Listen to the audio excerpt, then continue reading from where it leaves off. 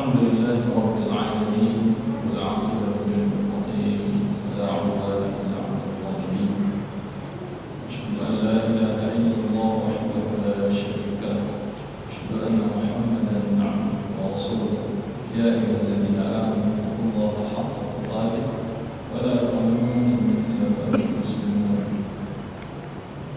أما بعد كمسلمين وبركاته rahimahullah wa kita mengaturkan puji dan syukur kepada Allah Subhanahu wa taala atas nikmat yang Allah berikan kepada kita, khususnya malam ini kita kembali diberikan oleh Allah kemudahan untuk menunaikan kewajiban kita kepadanya. Alhamdulillah alladzi bi ni'matihi tasaddaq. Salam dan salam untuk Nabi kita Nabi Muhammad sallallahu alaihi wasallam, keluarga beliau, sahabat beliau, kaum muslimin rahimahumullah wa azakumullah. Malam ini kita akan melanjutkan bahasan dari kitab Tauhid, masuki bab tentang bid'ah, bab fil bid'ah.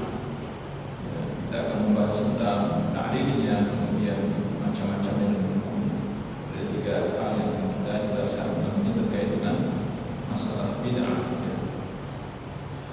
Sebelumnya saya ingin menyampaikan apa yang terjadi di tengah-tengah kita terkait dengan bid'ah ini.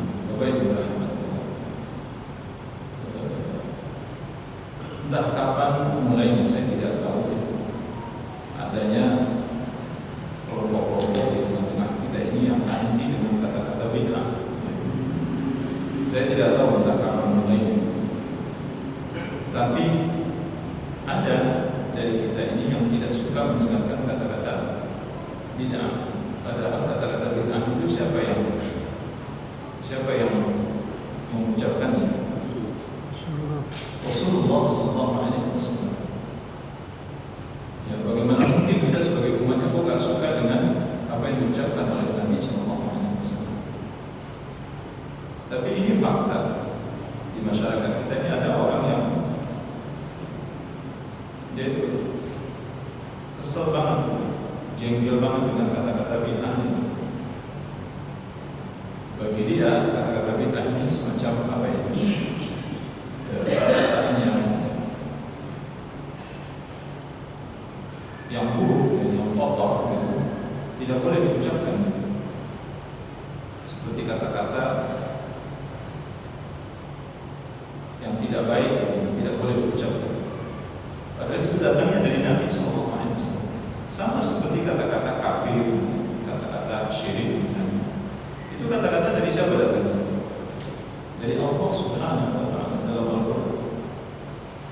Kok kita malah gak terima ada orang menyebut kata-kata kafir, kata-kata syirik, musyrik? Itu kan sungguh sangat aneh. Kita hidup dengan nikmat Allah, rezeki dari Allah, di bumi Allah, diselamatkan oleh Allah. Kok nggak suka dengan apa yang Allah katakan? Kita ini diwajibkan oleh Allah untuk mengikuti dan meneladani Nabi kita Muhammad SAW. Kok nggak senang dengan apa yang diucapkan oleh Nabi SAW?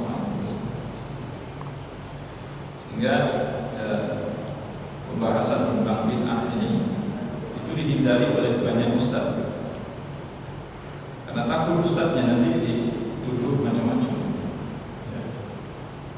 Ini ustaz katanya suka menyalah-nyalahkan orang, yang benar dia sendiri aja. Padahal pembahasan tentang bid'ah itu ya intinya menyimpang dari ajaran yang sesungguhnya. Yang kita menyebutkan secara objektif, bukan subjektif, tapi objektif, berdasarkan dalil, berdasarkan pendapat para ulama. Ya, bukan pendapat kita. Kalau pendapat kita jauh sekali dan tidak bisa dijadikan sebagai rujukan. Wabaikullah Allah Subhanahu wa taala. Mari kita lihat yang disebutkan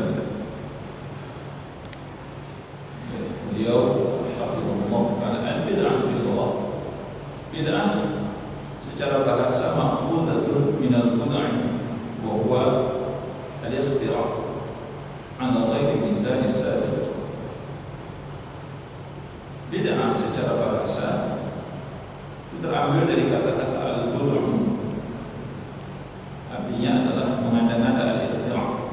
Jadi bid'ah itu dalam bahasa lain, dalam sinonimnya, kesamaan kata di dalam bahasa Arab itu namanya ikhtira'.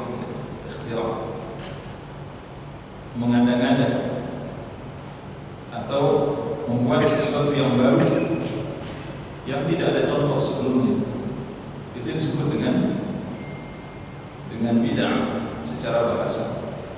Ini sebagaimana yang Allah firmankan dalam surah Al-Baqarah ayat 117 misalnya, badi'us samawati wal ardh, badi'us samawati wal ardh. Badi' itu akar katanya sama dengan bid'ah, al-bud'u. Badi' bid'ah, badi'us samawati wal ardh. Badi' itu artinya yang menciptakan sesuatu yang baru, menciptakan langit dan bumi dengan tidak ada contoh sebelumnya. Badi' Allah menciptakan langit dan bumi tidak ada contoh sebelumnya. Maka Allah menciptakan langit dan bumi itu bid'ah juga. Kenapa? Karena tidak ada contoh sebelumnya. Jadi Allah menciptakan seluruh alam ini, jangankan langit dan bumi, seluruh alam ini kan tidak ada contoh sebelumnya, berarti itu bid'ah.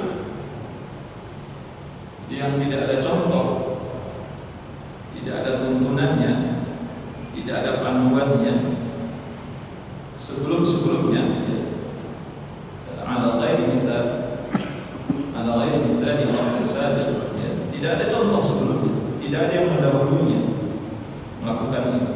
Nah, Allah itu melakukan bid'ah di dalam membuat langit dan bumi. Jadi secara bahasa, pokoknya segala sesuatu yang dilakukan tanpa ada contoh sebelumnya itu namanya bid'ah menurut bahasa. Ya. Atau seperti firman Allah yang terdapat dalam surah Al-Ahqaf ayat 9 misalnya, qul ma kuntu bid'an minar rusul. Allah katakan kepada Nabi Muhammad, katakan kepada umatmu, aku ini bukanlah rasul yang pertama yang menyampaikan risalah tauhid ini kepada kalian. Sudah ada rasul-rasul sebelumku. Jadi seakan-akan orang-orang musyrik itu tidak mau menerima Nabi sallallahu alaihi wasallam. Seakan-akan apa? Seakan-akan Nabi ini orang pertama yang menyampaikan tauhid ini kepada manusia. Padahal kata Nabi, sebelumku itu sudah banyak rasul sebenarnya. Jadi aku ini bukan rasul yang pertama.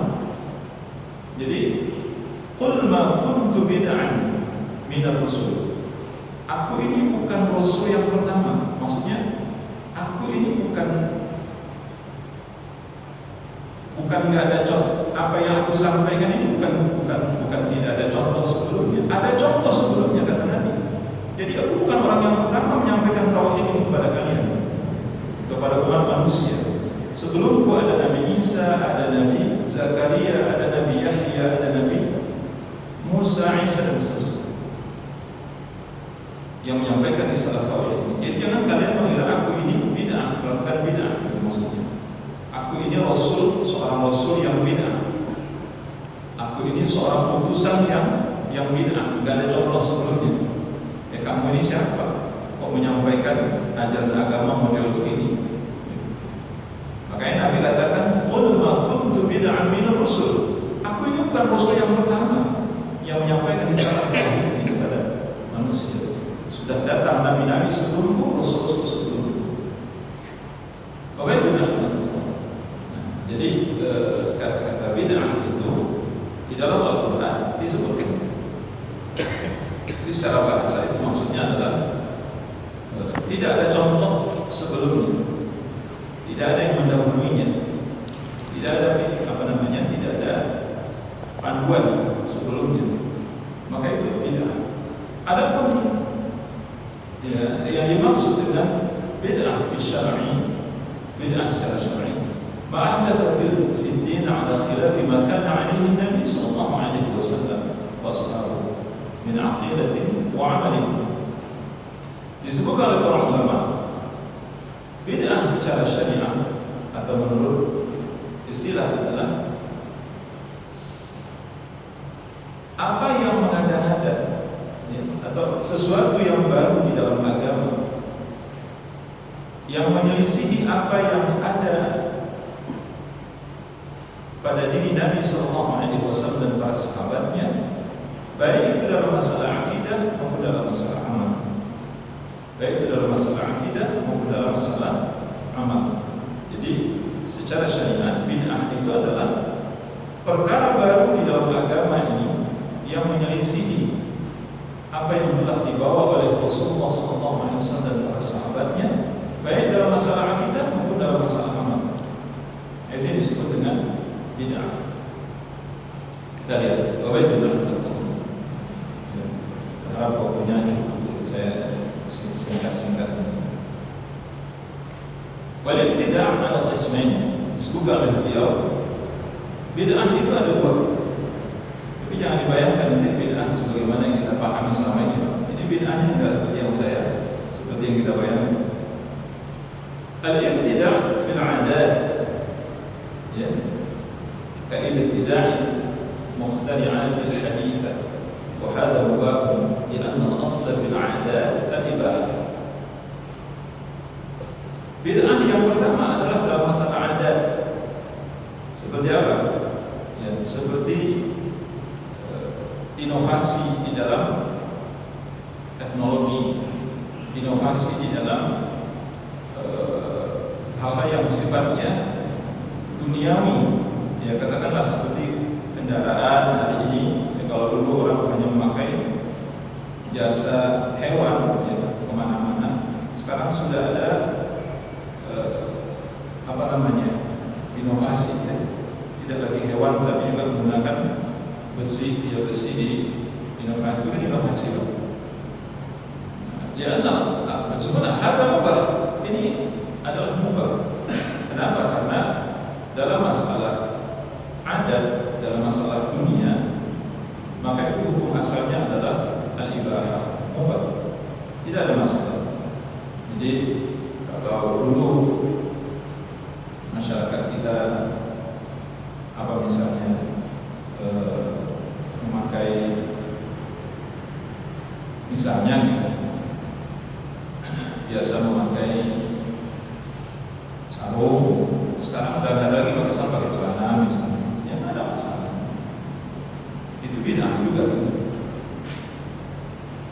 Ini bid'ah dalam masalah adat, muamalah, dan ini hukumnya boleh, tidak ada masalah.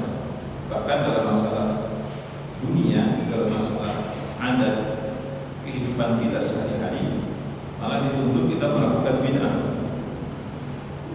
Ya, kalau nggak bid'ah kita nggak berubah gitu. Kalau ini HP misalnya, ini bid'ah nih Pak. Nggak ada HP di rumah. Mana ada HP? Televisi itu bid'ah, listrik ini bid'ah. Tapi ini bid'ah yang dianjurkan. Bid'ah dalam masalah dunia.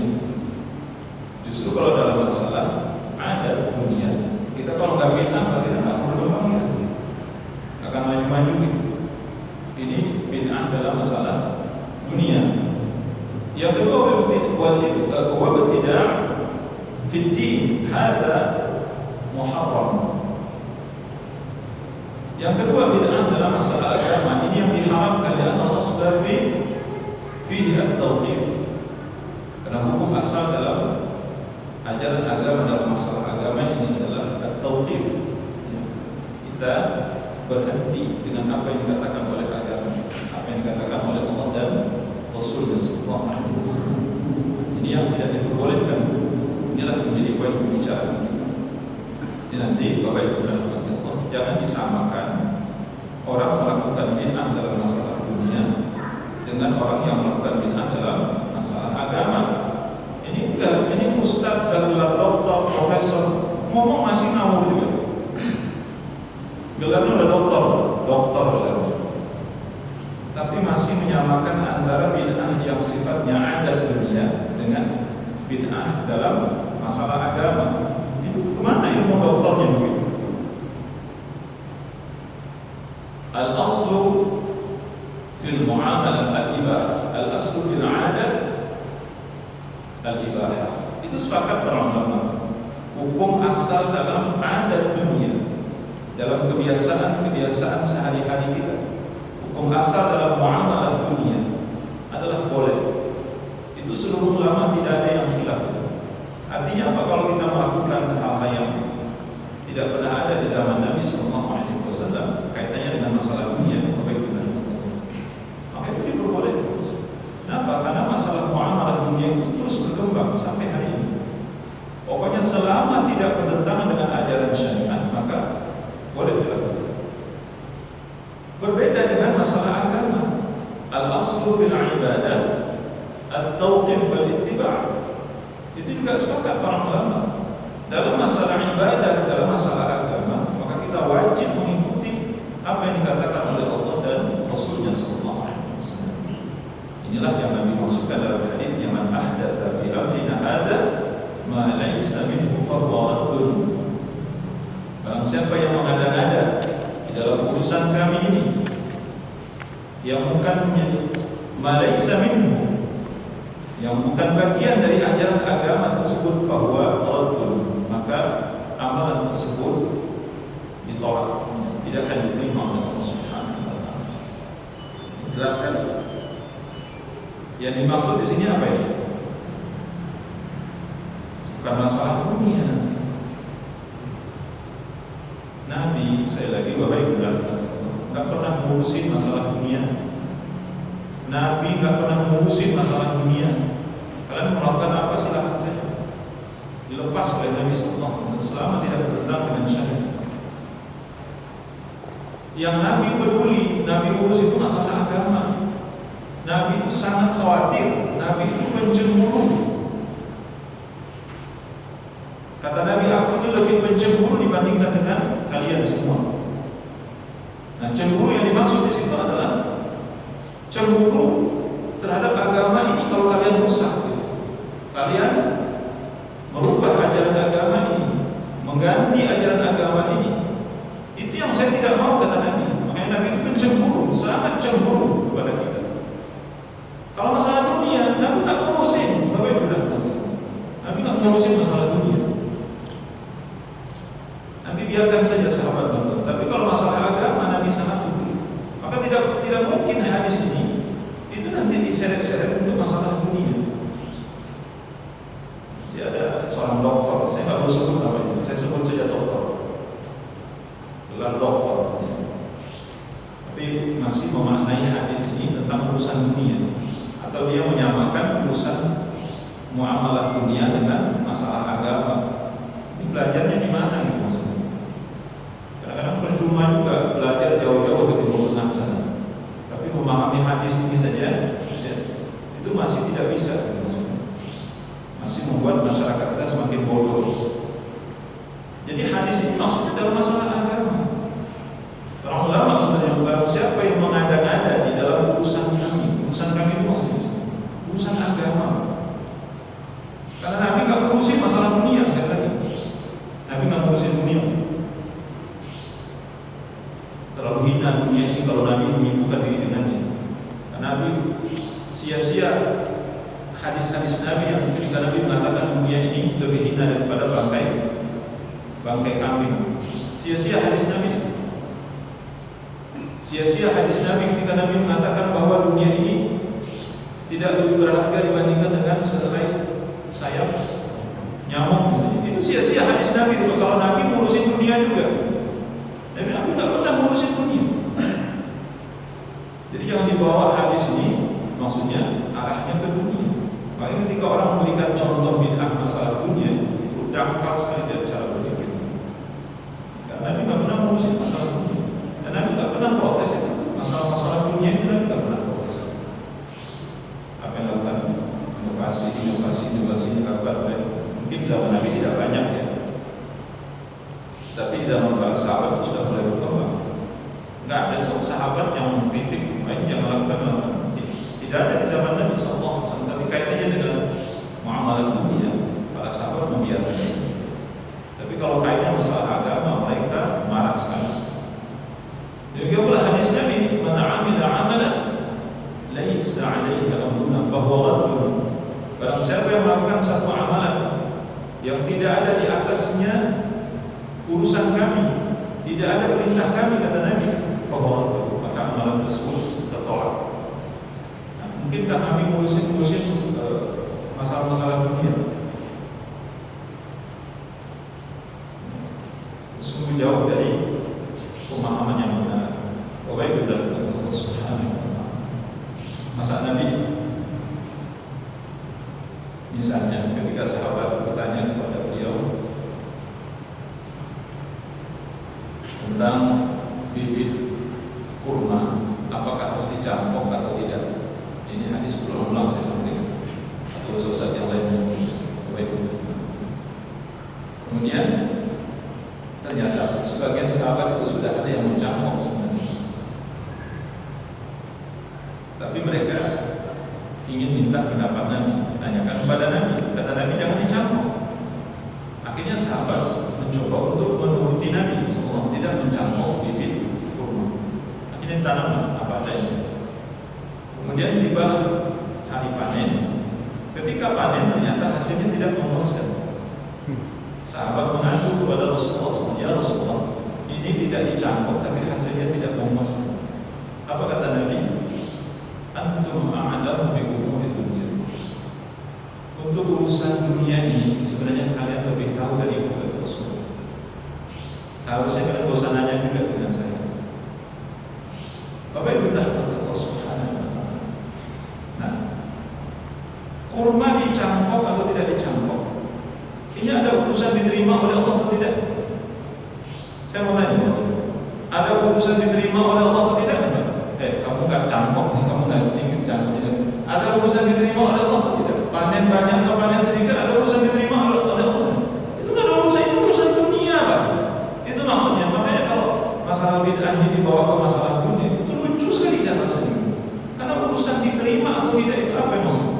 Amal ibadah kita kepada Allah itu maksudnya kaitannya dengan agama ini.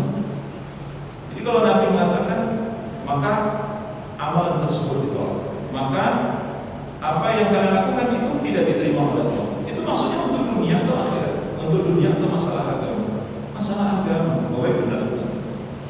Jadi ini penting dudukkan itu supaya nanti Bapak Ibu ya, tidak membenarkan ketika Ustaz ngasih contoh. Ya sudah, kalau gitu Bapak Ibu jangan berangkat pakai pesawat, jangan berangkat haji naik pesawat.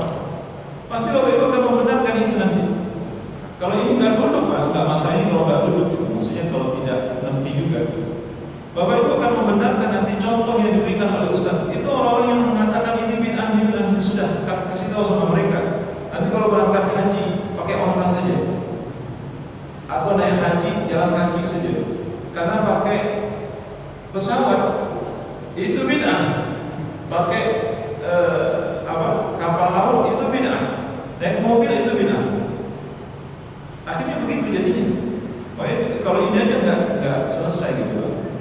Jadi harus ini dulu dipahamkan dulu kepada hati kita dan jamaah kita secara kaum muslimin. Jadi yang dimaksud oleh Nabi, yang dilarang oleh Nabi bid'ah di sini bukan bid'ah dalam masalah dunia. Ini dalam masalah agama maksudnya. Kaitannya dalam masalah akidah, dalam masalah ibadah kepada Allah Subhanahu. Nah, kemudian beliau juga menyebutkan al-bid'atu fid din naw'an. Bid'ah dalam masalah agama itu ada dua. Nah ini. Jadi saya tidak menyinggung bid'ah hasanah di sini ya. Mungkin Bapak Ibu berharap saya nyebut bid'ah hasanah, tapi saya kan nggak nyebut bid'ah hasanah.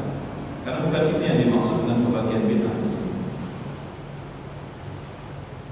Bid'ah dalam agama itu ada dua.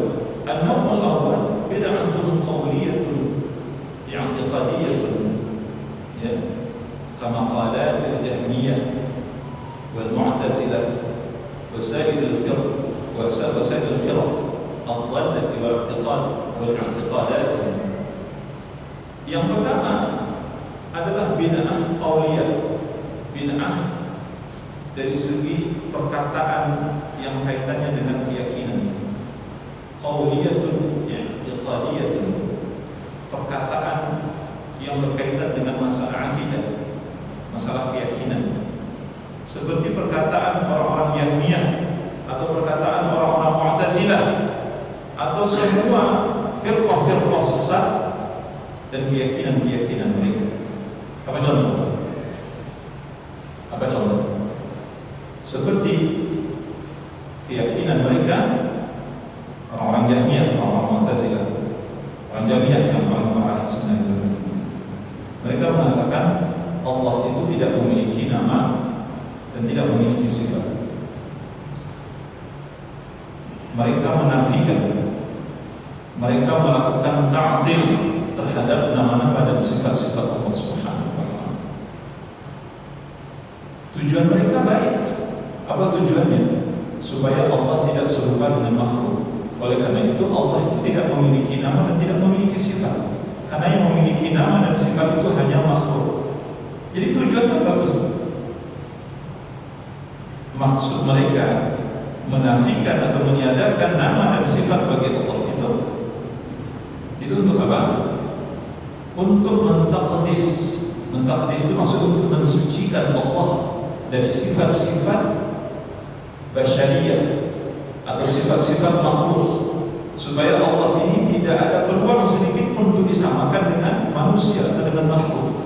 Oleh karena itu, ya sudah dinafikan segala bentuk sifat bagi Allah Subhanahu wa Ta'ala. Karena yang memiliki sifat itu hanya makhluk. Subhanahu wa Ta'ala. Nah, ini disebut dengan bid'ah i'tiqadiyah. Termasuklah nanti mereka yang menetapkan ada sifat bagi Allah, tapi kemudian mereka mentakwil sifat-sifat Allah itu, sebagaimana bid'ah yang mereka lakukan bahwa Allah tidak bertempat, Allah itu tidak di mana-mana, atau Allah itu ada di mana-mana. Ini bid'ah. Karena perkataan ini tidak pernah diucapkan oleh Rasulullah, tidak pernah diucapkan oleh para sahabat, tidak pernah diucapkan oleh para imam-imam mu'tamad yang kita ikuti, imam-imam yang menjadi uswah bagi kita setelah Rasulullah dan para sahabat. Tidak ada kalimat-kalimat yang diucapkan oleh kelompok-kelompok sesat ini sebagaimana yang diucapkan oleh Rasulullah dan para sahabat. Tidak ada. Maka ini perkataan-perkataan bid'ah di dalam masalah akidah, ya, di dalam masalah akidah. Atau mereka mengingkari bahwa Allah berada di atas arsy. Ini bid'ah. Mengingkari Allah berada, itu bid'ah. Kenapa? Karena Allah yang menyebutkan Allah berada di atas arsy. Kemudian mereka katakan Allah tidak berada di atas arsy. Atau mereka mentakwilnya, kata istiwa itu dengan istaula misalnya. Ini juga bid'ah disebutkan ulama. Ini perkataan-perkataan terkait dengan apa? Yang i'tiqadiyah, dengan keyakinan. An-naw'u tsani, macam yang kedua, bid'ah macam yang kedua di dalam agama itu bid'atun fil ibadat, kata'abbudillahi bi'ibadati lam yushra' lahu, ya, lam yushra'aha wa hiya aqsad. Yang kedua adalah bid'ah di dalam masalah ibadah, yakni beribadah kepada Allah dengan ibadah yang tidak disyariatkan. Nah, inilah yang mungkin paling banyak. Meski dalam masalah akidah juga banyak pada masalah akidah banyak. Tapi dalam masalah ibadah, ya, bid'ah dalam masalah ibadah itu jauh lebih banyak. Nah, ini dibagi ada beberapa. Yang pertama, ma yakunu fi asli ibadah. Itu bid'ah yang dilakukan dalam masalah usul ibadah atau asal ibadah. Apa maksudnya? Ibadah itu tidak ada sebenarnya, tidak pernah ada ibadah itu, tapi kemudian diada-adakan. Tidak pernah ada ibadah itu, tetapi kemudian ibadah ini dibuat-buat oleh mereka. Kemudian nanti mereka katakan bahwa ini ajaran agama. Padahal ibadah ini tidak ada sebenarnya, tidak ada sama sekali, tidak ada. Tapi kemudian ini disandarkan kepada agama, mereka nisbatkan kepada agama. Jadi disebutkan di ayyuhal isan ibadatun laisa laha aslun fi syar'i Mereka mengada-ngada di dalam ibadah yang sama sekali tidak ada asalnya dalam agama. Kayak salat ghairi masyru'ah, atau ya, di sini contohkan seperti salat yang tidak disyariatkan. Apa bentuk salat? Salat yang diada-adakan. Nggak ada salat itu sebenarnya. Sama sekali nggak ada salat. Imam An-Nawawi rahimahullah ta'ala memberi contoh salat al-ghaib. Coba pernah dengar salat al-ghaib? Salat apa itu? Imam An-Nawawi rahimahullah ta'ala mengatakan salat al-ghaib adalah bid'atun dhalalah madhmumah. Salat al-ghaib adalah salat adalah bid'ah sesat tercela. Rahimahullah ta'ala dia mengatakan apa itu salat al-ghaib? Itu salat yang dilakukan pada hari Jumat pertama bulan Rajab. Itu salat al-ghaib namanya. Itu satu contoh yang dibuat oleh Imam Nawawi rahimahullah ta'ala. Nah, masyarakat kita masih ada yang melakukan. Masyarakat kita ada yang melakukan. Dari mana nih masyarakat, dari mana dapatnya? Ya, setelah ditelusuri bahwa ternyata ini ada dalam kitabnya Imam Al-Ghazali rahimahullah ta'ala, Ihya Ulumuddin. Sekarang aja kitab Ihya Ulumuddin ini tidak terlalu terkenal. Tapi kalau sebelum-sebelumnya di masyarakat kita, kitab Ihya Ulumuddin, orang tanya Ihya Ulumuddin penyebutannya, itu sangat terkenal dan itu dipelajari di masyarakat. Sampai-sampai masyarakat awam dipelajari. Sehingga kita rujukan di tengah-tengah umat Islam, khususnya di Indonesia ini, salah satu di antara kitab besar itu kitabnya Imam Al-Ghazali rahimahullah. Nah, Imam An-Nawawi rahimahullah ta'ala yang satu madhab dengan Imam Ghazali, beliau yang membantah hadis yang dibawakan oleh Imam Ghazali adalah hadis maudhu', hadis palsu. Hadis tentang salat al-ghaib, salat bulan Rajab di Jumat yang pertama di bulan Rajab, itu kata Imam Nawawi rahimahullah, ini hadisnya hadis palsu yang dibawakan oleh Imam Al-Ghazali rahimahullah. Apa itu? Itu contoh. Enggak ada salat itu sebenarnya. Jadi salat al-ghaib enggak ada. Tidak ada salat. Atau puasa ya. Puasa secara khusus. Puasa-puasa yang dilakukan di waktu-waktu tertentu, padahal itu tidak pernah ada, Nabi tidak pernah mencontohkan, tapi dia melakukan. Subhanallah. Apa contoh misalnya? Seperti puasa nisfu Sya'ban secara khusus. Jadi puasa nisfu Sya'ban itu termasuk yang diada-adakan. Tidak ada hadis sahih yang menyatakan puasa nisfu Sya'ban. Termasuk juga salat pada malam nisfu Sya'ban. Itu nggak ada, Pak. Jadi jangan melakukan ini. Hadis-hadis yang menyatakan semua itu adalah hadisnya hadis lemah dan tidak bisa dipertanggungjawabkan. Demikian pula apa yang disebutkan ka'ayatil mawalid, seperti hari-hari perayaan, termasuklah peringatan Maulid dan lain sebagainya. Ini disebutkan oleh beliau Habibullah Ta'ala. Jadi kita beribadah kepada Allah Subhanahu wa Ta'ala seharusnya berdasarkan dalil dan contoh. Jadi kalau tidak ada contoh, tidak ada dalil, maka jangan melakukan. Yang kedua, ini contoh yang kedua, bentuk penyimpangan ma yakunu min az-ziyadah fi ibadah al-masyru'ah, yaitu adanya tambahan di dalam ibadah. Maksudnya kalau tadi memang benar-benar ibadahnya nggak ada, itu dibuat-buat. Kalau sekarang ibadah itu ada tapi ditambah-tambah, ibadahnya ditambah. Apa contoh?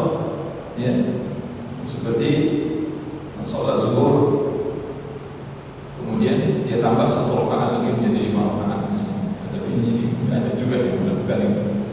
Atau seperti sholat subuh, karena dia merasa kependekan, dia tambah 1 rakaat jadi 3 rakaat misalnya. Tapi ini nggak ada juga yang melakukan ini. Namun Bapak Ibu rahmati Allah Subhanahu wa Ta'ala, kalau dalam masalah ibadah-ibadah yang itu akan kita juga sebenarnya. Jadi ada orang yang menambah-nambah. Apa contoh misalnya? Ya. Ini penting untuk diperhatikan. Kalimat sayyidina yang kita baca misalnya di dalam sholat, Allahumma salli ala Muhammad wa ala ali Muhammad. Itu yang ada dalam hadis, Pak. Itu yang kita dapat di dalam hadis. Nah, tapi kita bacanya bagaimana? Kita bacanya Allahumma salli ala sayyidina Muhammad wa ala ali sayyidina Muhammad kama sallaita ala sayyidina Ibrahim wa ala ali sayyidina Ibrahim. Betul atau tidak? Ini benar gitu. Akui saja. Nah, tambahan sayyidina itu, Pak, itu bid'ah. Karena Nabi tidak pernah baca itu. Wabaikullah Allah Subhanahu wa ta'ala. Ini penting untuk dipahami. Sholawatnya ada, cuman kata-kata sayyidina itu nggak ada dalam hadis Nabi. Nggak ada dalam hadis Nabi Sallallahu Alaihi Wasallam. Wabaikullah.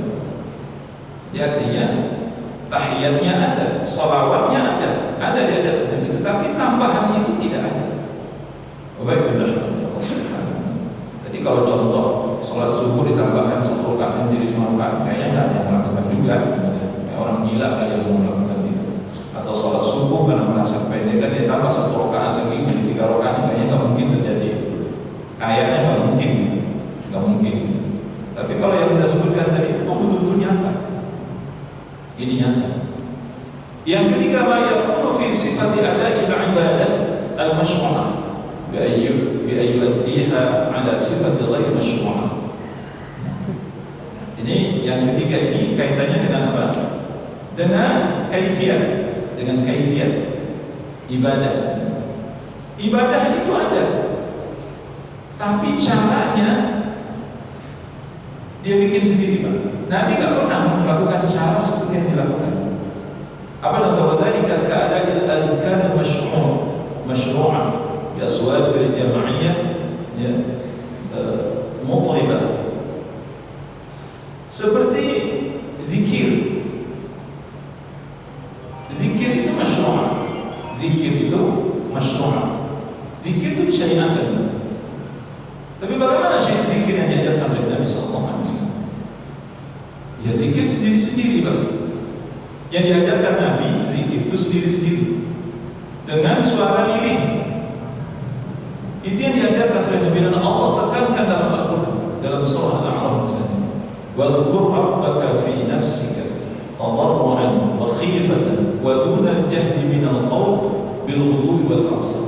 Baik, rahmatullah. Itu di ayat terakhir, sebelum satu ayat terakhir kalau saya tidak salah, itu dalam surah Al-A'raf. Berzikirlah engkau kepada Allah fi nafsika, di dalam dirimu. Wadhkur rabbaka fi nafsika tadarru'an wa khifatan, dalam keadaan menghinakan diri, merendahkan diri, wa khifatan, dan dalam keadaan takut, ya. Wa dunal jahri minal qaul, dan tidak mengeraskan suara. Itu Allah sebutkan. Zikir itu, Pak, nggak boleh mengeraskan suara. Kecuali zikir-zikir yang Nabi menuntunkan kita mengeraskan suara. Apa contoh? Talbiyah misalnya, labbaik Allahumma labbaik, labbaik la syarika laka labbaik. Itu Bang Nabi mengeraskannya dan diikuti oleh sahabat dengan suara yang keras. Bahkan kaum ibu juga mengeraskan suara sesuai dengan ukuran mereka sendiri selama tidak menimbulkan fitnah. Tapi hukum asal zikir yang dilakukan itu dalam keadaan tenang dan tidak teriak-teriak. Wa dunal jahri minal qawl bil ghuduwi wal asal, baik itu di waktu pagi maupun di waktu sore. Itu Allah sebutkan dalam Al-Quran. Demikian pula Nabi Sallallahu Alaihi Wasallam ketika mendengar sahabat, ya, satu ketika dalam perjalanan mereka tiba di satu lembah, mengucapkan Allahu Akbar, Allahu Akbar, Allahu Akbar. Sebagaimana para sahabat, diriwayatkan dari para sahabat itu kalau tiba di jalan turunan mereka baca apa? Tasbih, Subhanallah. Kalau nanjak, Allahu Akbar. Ini sunnah. Ini Ini sunnah. Ini yang dilakukan oleh para sahabat radhiyallahu anhum ajma'in. Jadi kalau mereka turunan itu baca subhanallah, subhanallah, subhanallah, subhanallah. Nanti kalau tanjakan baru baca Allahu Akbar, Allahu Akbar. Nah, ketika sahabat itu baca lubah, mereka baca takbir dengan suara keras pada saat itu. Ditegur oleh Nabi sallallahu alaihi wasallam, "Kasihanilah diri kalian," kata Nabi, "Innakum la tad'una ghaiban, la innakum la tad'una." Apa bunyinya? Hadis itu kata Nabi, sesungguhnya kalian tidak menyeru kepada zat yang tuli lagi jauh. Ya. Innahu sami'an basir, sami'an qariban. Sesungguhnya Dia Allah Subhanahu wa taala Maha mendengar lagi Maha dekat, kata Nabi sallallahu alaihi wasallam. Oleh karena itu kamu enggak usah teriak-teriak baca zikir. Dengan suara diri saja berzikir Allah, Allah, Allah. Untuk diri masing-masing. Jadi nggak usah teriak-teriak. Apalagi dilakukan dengan cara berjamaah. Bapak Ibu, nggak ada dalilnya, nggak ada contohnya. Disebutkan. Bahkan sampai mempersulit diri, harus begini, padahal tidak pernah Nabi mencontohkan. Kalau zikir itu harus begini, kalau doa itu harus begini. Bukan berarti Allah Subhanahu wa taala.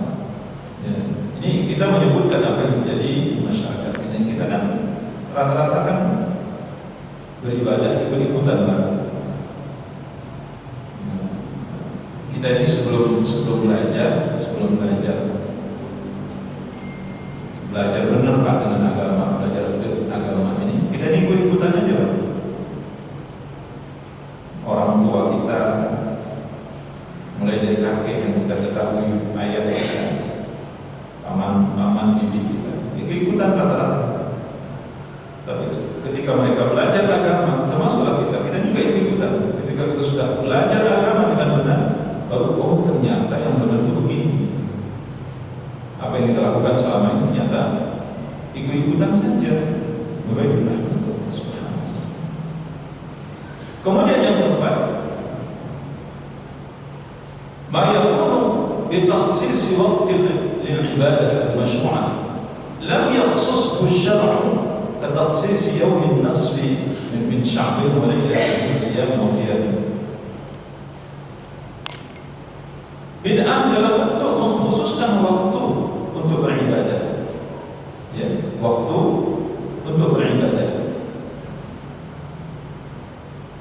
Jadi mengkhususkan ada waktu-waktu khusus untuk beribadah kepada Allah Subhanahu wa taala. Ya, seperti kita sebutkan tadi, ada puasa nisfu Sya'ban, ada salat nisfu Sya'ban, misalnya seperti itu. Atau apalagi yang lain-lain. Saya tidak bisa menyebutkan satu persatu, tapi banyak sekali yang kadang-kadang kita menetapkannya. Harus ini di hari ini, harus baca ini, harus ini. Baik. Ya, kalau ada dalilnya lakukan. Tapi kalau tidak ada dalil maka jangan lakukan. Baik. Nah, termasuk juga sebenarnya menentukan bilangan. Baiklah. Apa contohnya? Di dalam zikir yang biasa kita lakukan habis sholat, tasbih 33 kali, tahmid 33 kali, takbir 33 kali. Kan itu yang ada dalam hadis.